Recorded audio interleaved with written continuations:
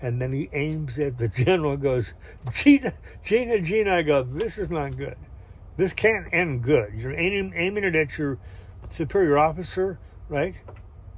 And the general just kind of puts his hands up like, oh my God, this guy's gone crazy. Yeah, well, yeah, he is crazy. And so he tries to say something else, and the guy kind of swerves back and forth like, who should I shoot first? I'm going, don't shoot me first. Don't shoot me at all. But anyway, and then he turns around and runs off into the jungle, screaming. Well, that was pretty frightening. The whole thing was frightening, that he would threaten his general or whatever. And of course, they went out, and they caught him. And the guy, we were so far out in the country, not that it's not true, that they believe in devils, they believe in stuff. The only thing that this person can understand is a person in pink underwear or in this area and doing whatever I'm doing, I'm the devil, and they call it Gina. So, but they arrested this guy, and this sad part is because, for aiming at your general or whatever, besides me, and the general says, well, you'll be fine. We didn't have to have any test after that. We didn't have to, hey, you guys get to go. Just get the hell out of here. Go across into the next country and just get the hell out of here. I said, okay. And we did the next morning. And I still, to this day, am sad because I know the person, I don't know whatever happened to that soldier. But that soldier was so frightened that we were, in their mind, a real true devil or whatever. So, anyway, we go through, get into the Ivory Coast, and it's a whole other world there, and I bought some art there and all that kind of stuff. It's kind of cool. We come back. On the way back, we hear drumming. Blah, blah, blah. And you always hear about drumming, and they talk on drums, and you're going, what does that mean? Well, it means they really do talk with drums. 200 miles away from where that happened, as I'm coming back, people are running out going, Gina, they already know we're coming. They already know we're in a BMW somehow. They already know that I'm the Gina. But they liked it. They thought it was wonderful. They weren't afraid. They were just thinking, oh my God, this is... So, I'm hoping for the best that happened to that soldier. It was just us having fun out there. Had a great time. And I think, one way to look at it is... when you're in another country and with other, I'm trying to think of the right word, cultures, that, people think differently about stuff. Now, I will tell you, I'm just looking at my time, so I'm trying to do whatever amount of time on each one of these. I do know that when I was, and I shouldn't have done this, but I think it's hard not to. When I finally came back the second time, so I'm kind of jumping forward, and I'm living in the jungle, and we're gold dredging, whatever. I have these things called, they're sticks where you break them, and they glow in the dark. And probably everybody knows about that. But these people have never seen anything like that. I mean, it's really kind of magic if you think about it. And I was told to stay in my hut because the devil was coming that night, and anybody caught outside would be pretty much killed. I said, okay. Well, my guess was, it's people that live here. They're all, somebody's the devil, and they all know who it is. And but I'm not going to get killed for the hell of it. So I go and hide, turn all the lights out of my compound. But I have these little glow sticks, and I hear them coming, and you can hear them kind of wailing in the night, and you have other people screaming that, the devil's here, or whatever. I go, okay. So the devil comes up to where I am. I'm hiding in the bushes. I break one of these things, I throw it out on the street, right? It's not a street, it's a dirt road or something. And the group, the devil and the group that came with the devil, come walking up, and they just stop, they freeze. And you hear them going, what the hell is that, right? And so we come a little closer, and they take some sticks and they try to kick it or move it, and it doesn't make sense. How can something glow without a switch or something? They don't know anything about this. And so finally one of them gets the courage to pick it up with 2 sticks and throw it in the river. Well, guess what? It didn't put it out. It sat in the bottom of the river, just glowing. And this whole group screamed and ran into the woods, right?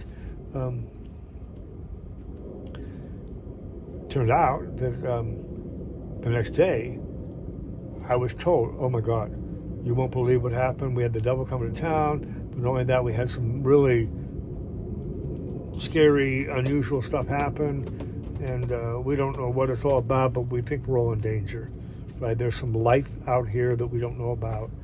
And I couldn't explain it. I mean, I was playing a practical joke, and it just tells you, why am I playing jokes like that? This person doesn't need to hear that, right? Anyway, so again, I'm in another country, and I'm kind of,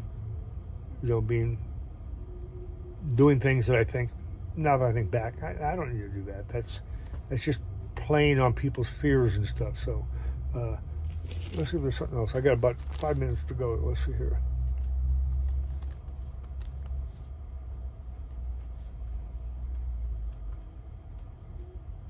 So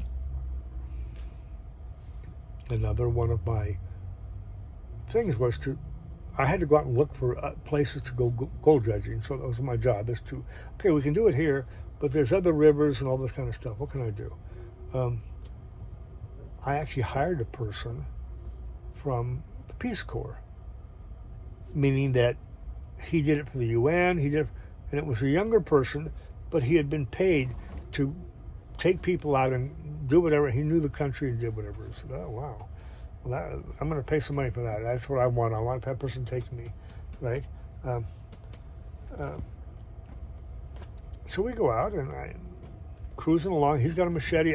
So by this time, I think I told you this story, I'm not sure, but when I went there, I said, I finally figured out, I'm going to need a gun. Now, I'm a vegan. I don't kill people. I don't kill mosquitoes. I don't kill anything. But I recognize I don't want to die. So I told Glenn, I'm going to need a pistol. Can you get? Oh, no problem. We can get you a pistol. No problem. I'm sorry if I've already said this in the last thing, because when Glenn leaves, he's there, I'm there, and then he's there, and we go talk to all the chiefs, and the chiefs say, you know what, we're going to have a feast, and everybody has to eat from this feast, and then we're going to make sure there's gold here for you. I said, oh, everything says great. I said, Glenn, not me. I'm not eating any meat. He goes, this one time, these people this is our success right here. I go, you have to tell them I'm a vegan. They don't even, that sounds like, who knows what that sounds like, but there's no way to even explain that to somebody. I said, let's put it this way. I'm not eating any meat. And Glenn goes and talks to them, and they go, I don't know what they thought or what they were thinking, but they kill a calf, they do whatever, they cut him up, and they realize he's not eating any meat. And I didn't. And so I stuck to my word, and we still found plenty of gold. But those are one of those things where you're tested in your beliefs, going, you want $1 million? Yeah, eat some meat. I'm not eating any meat. I'm telling you that. I'm clear enough about certain things in my life. At this point in my life, I'm not eating any meat. Back to, I'm there now, and I got to go out and find some other places for gold and stuff. I hired this guy, and we're going through the jungle. And what I was going to tell you is, Glenn did not. So he leaves. Glenn, you leaving tomorrow? Or no, I'm leaving right now. I said, okay. Where's my pistol? Oh, shoot. Shoot me? Oh, shoot. You're going to leave right now. I'm in charge of everything here. I'm literally the only, not that I'm white, but either it doesn't matter if you're white or not. I am the one responsible. I've never been here before in my life. I'm responsible. Nobody's coming back for 6 weeks. And I don't feel safe without a gun. I have a shotgun for you. Oh. A shotgun. So everywhere I go, I'll be carrying a shotgun. So these people don't even know who the hell I am. But they're going to see me walking around with a shotgun like, hey, new sheriff in town. I said, there's no way that's going to help me anyway. Well, here's some bullets and here's this and this and the thing. I go, he says, but I'm sorry, I'll get one for you, but I'll have to have it sent to you or something. I go, oh, God help us. But I was told by people that worked there, we'll get you a machete. And that's where people that are to be feared, people with machetes. I said, well, I can believe that, but believe me, you'd be afraid of a pistol. But I just can't walk around with a shotgun everywhere I go for the next 6 weeks, whatever. So anyway, they make a case for me and all that. So I'm just saying that so that as we go out, I got my own little machete right here, and we're cutting our way through the jungle, and we're looking for these new trails and stuff. And the guy says to me, hey, listen, are you thirsty? I said, I'm dying of thirst. But I didn't bring any water with me. So don't worry. I get you something to drink right now. He goes over and he cuts a vine, right? He said, here, drink this. I go, no, I'm not from here. This will probably kill me. It's probably got bacteria or parasites or some damn thing, right? I've already had malaria. I already know I don't want anything to do with something that's going to get me sick. He goes, and he drinks it himself. I go, for Christ's sakes, you're from here. You can do that. He says, no. I bring people here from all over the world. I work for Peace Corps. I work for UN. I do this and that. I'm telling you, this plant purifies all water. And it holds it, and you can cut it and drink whatever and go. It was a good sale because I was dying of thirst. And we're out in the middle of nowhere, and we had hours to get back. And I said, okay, let me have some of that. Wow. Well, that is some really good water. Can I have one? Boom. And he said, have one. Boom.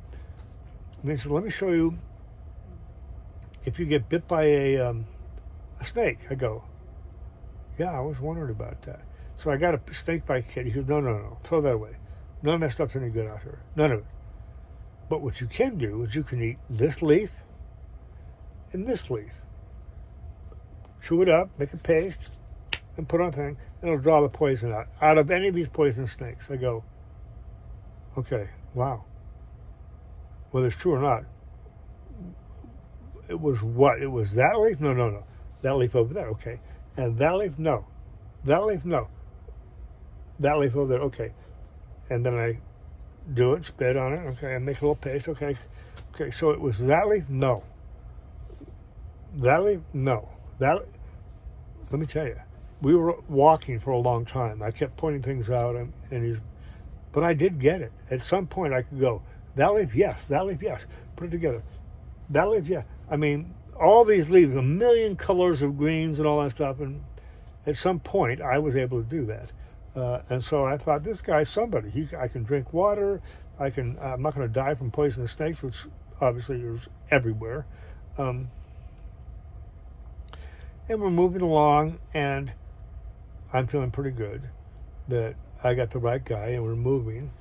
And I look down, and the whole ground is moving. Just like, it's all brush. We're in, we're in the jungle, but, the ground is moving. I go, what in the hell? I look up, and the guy, my guide, is running, screaming, running away from me in that direction. And so I can't ask him any questions. All I can do is, I'm going to follow him. But as I start to follow him, my legs start burning. My body starts burning. Ants, I don't know which one it was. Army, I don't know what they call them over there, but these treacherous ants are biting and trying to eat me, right? And I look up, and he's gone. So I'm running as fast as I can to follow that person. And what it was like a mile long going like this, and maybe only 200, 300 feet going back and forth. So 300 feet, mile either way. Well, I don't know how he knew which way to run. If we had run this way with that, we'd never, ever have gotten out of the ants, and I'd be dead right now. I follow him, and he gets to the river, and he dives in, and I dive in behind him, thinking, okay, well, dive in. I've got 100 or 1,000 ants on me. They're going to drown or they'll let go of me. No, they're not going to let go. They don't care about drowning. I literally, as I'm in the water, I'm picking these things off as they're biting me and I'm bleeding all over the place. They didn't care about drowning. That wasn't going to scare them. They're going to do their thing, which is to eat you or something. So we're all done. And I said to the guy, damn. I mean, I paid you to, how did you ever get us into that? He goes, who knows? I don't know what he said. I wasn't paying attention. You weren't paying attention. Okay. Well, thank God you ran the right direction. He goes, I didn't know what I was doing. I just ran. In other words, he could have run in the direction, we could have been dead. He wasn't so talented that he was actually able to stop us from dying, because he said, well, I get us out of here. Let's run crossways and get into the water, and then maybe they'll drown. No, he was dying like me, and all he could do was run because he was in so much pain. So, hey, here I am. How's that? So I'll talk to you soon.